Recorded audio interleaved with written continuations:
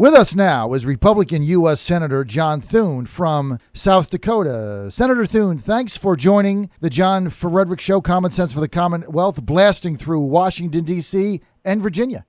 Well, it's nice to be with you, John. Thank you. You know, Senator, President Obama delivered his remarks to the UN earlier on Tuesday. What effect has this administration's approach to the Middle East had on the United States' overall standing in the region? Well, I don't think there's any question, John, but that it's weakened it. You know, clearly this administration and the way that they've approached those issues has, I think, emboldened those who were our adversaries to this country and caused our friends to question the resolve that we have to be a major factor when it comes to shaping events in the Middle East and trying to promote democracy in that region of the world. So I don't think there's any question but that the events that have transpired since this president's come to office and the way that he's responded to them has raised serious questions around the world about American leadership. Senator, do you believe that President Obama's overall attitude towards Israel and specifically their prime minister, do you think that has been appropriate behavior? No, absolutely not. I mean, I think the one thing that people understand, and that is that foreign policy, and particularly foreign policy with one of your biggest allies in the world and in a country that has so much at stake in what happens in the Middle East, is you accomplish that by face-to-face meetings. And you know, the president said, well, I talked to Prime Minister Netanyahu, and that somehow is supposed to be a substitute for him not taking meetings with him. But I think it's pretty clear that President Obama has, by virtue of his actions and the way that he's conducted himself since he's been in office, sent very mixed signals to one of our greatest allies in the world, and that's Israel. And you can't help but think that the Israelis have to be concerned about, again, whether the Americans really have their back when push comes to shove and in the threats that they face in what is a very turbulent area of the world. So I think that the president, by virtue of his actions in regard to that region and the fact that just from a scheduling standpoint, he seems unwilling to have these types of sit-down meetings where he meets face-to-face with leaders like Prime Minister Netanyahu, really does raise a lot of questions. And I think that's what the American people have to be thinking about when they think about this election, is the choice that they have in terms of styles of leadership. And with President Obama, you had lots of promises about hitting the reset button and so forth. But what you've seen is, I think, a projection of weakness and a perception among both our allies and our adversaries around the world that America isn't really committed. And I think that's something that is a real problem for us as we head into what I think could be we live in a dangerous world and could continually to be a dangerous future. Getting a little bit specific, in your judgment, how do you think a Romney administration would change or significantly alter our policies toward the Middle East? Well, I think that you have to have, part of it is having a leader who you know means what they say. And that, to me, is, there was always, you knew with Ronald Reagan that he was committed. And I think that, and you knew with President George W. Bush that he meant what he said and that there was going to be actions that followed with that. And I think that with this president, he says some of the right things from time to time, but I think there's a sense that he really doesn't mean it. And I think part of it's tone, part of it's leadership style, and I think part of it, too, is convincing those who are your allies that you do have their back. I think that, and there are lots of ways that that's manifested, obviously, but certainly the commitment of time that you mentioned earlier with regard to meeting with some of these leaders and demonstrating that and just how you are willing to spend your time is certainly one example of that. I think that with regard to some of the other areas in the Middle East, I think that Governor Romney's made it very clear that he would have handled things in Afghanistan differently, not certainly given our timelines out to the enemy so that they can work around them, and listening a lot more to our commanders on the ground. If I could switch over to domestic issues, Senator, as a member of the Agriculture Committee, how do you see a President Romney's administration? Do you see them making any changes to our current farm subsidy plan, or is there any that Senator Thune would advocate to a President Romney? Sure. I mean, I think that we have to figure out how we can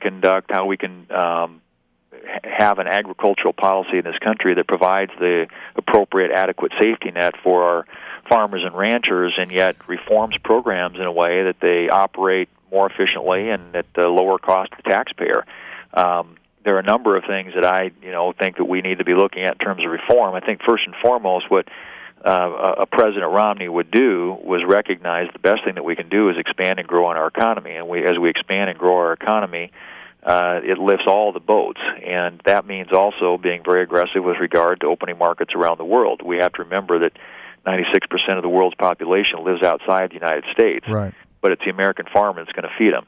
And so I think opening markets, being more aggressive and finding ways to help American farmers and ranchers sell their products worldwide would be an important part of that. But with regard to just some of the farm policies and programs that we have in place today, there are a number of things that are reforms that I think could be suggested in the way that we conduct our agricultural policies. And we've seen some of those suggestions already. Doing away with direct payments, for example, is something that we need to do. And I think Governor Romney would be a president who's very committed to looking at ways we can open more markets for American agricultural producers. You think key to that is creating an environment where farmers can gain access to more foreign markets that they don't have now? Yeah, I mean, I think that part of it is it's opening markets. It's being somebody who's going to be out there as an advocate for the American farmer and rancher. And that means not just opening markets abroad, but it also means driving down their costs of doing business here at home. So having an energy policy, one of the biggest input costs in agriculture is fuel.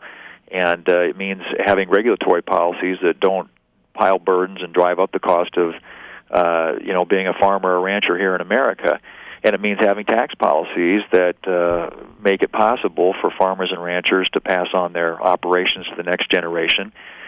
We've got estate taxes that are going to go on January 1 of this next year, exemption level going down to $1 million, a top marginal rate going up to 55%. That would absolutely destroy agriculture in this country. And I think Governor Romney gets that tax and regulatory policy, energy policy, those are things and trade policy that have a profound impact on just the economic environment and climate for America's farmers and ranchers. And he's got a plan to move this country in a different direction when it comes to each of those various components of our agricultural policy. I hate to get off the beaten path, but I've got to ask you this. What do you make of Senate Majority Leader Harry Reid's bill to ban internet offshore wagering while embracing online poker? Well, obviously the Majority Leader has a very parochial interest there. He represents Nevada, and so that's he's in most cases doing his best, I think, to protect a local interest.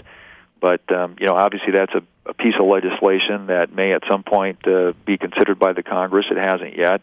But I think there are going to be a lot of other folks who perhaps don't have the same type of constituency that he does. It has a very different view about that. I mean, is it not annoying that the Majority Leader is spending so much time on that, and he's gone, over 1,000 days without a budget? Well, it's annoying in a lot of ways, John, that you got a Majority Leader who seems to be focused on small ball, sort of minutia like this, that perhaps does have an impact in Nevada, but when you've got a major fiscal cliff facing you, I mean, it's looking us right in the eye. On January 1, we're going to have a massive tax increase on job creators and small businesses in this country. You've got tremendous cuts, draconian cuts that would hit the defense budget. Of course, that has a big impact, as you know, in the state of Virginia, a lot of jobs associated with that.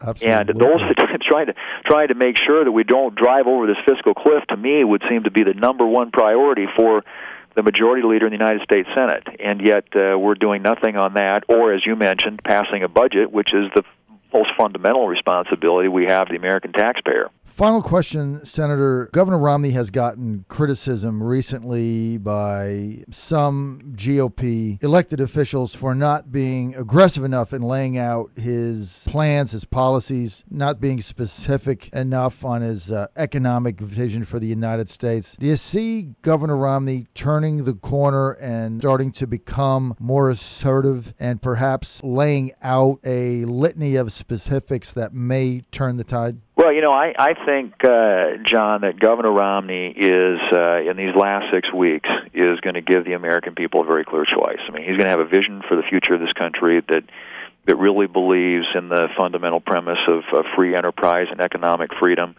in a smaller, more limited federal government, expanded private economy where the really good-paying jobs are created, on growing the economy for all Americans by having a good energy policy, tax and regulatory policy, as I said, aggressive trade policy, reducing government spending and inefficient and wasteful government. Those are all things that are very much a part of his agenda. Now, there are people who criticized him when he came out with a 59-point plan that it was just way too detailed, it was way too much. And then they come out and say, well, he hasn't been specific enough. Yes. I think, frankly, that there are always going to be critics, but the one thing I will tell you is, as a leader, as a philosophy about how to run this country and which direction we ought to be headed in terms of the vision for the future of this country, he will be a very, very different president than the one we have, because he understands what it takes to create jobs, grow this economy, and make America great again.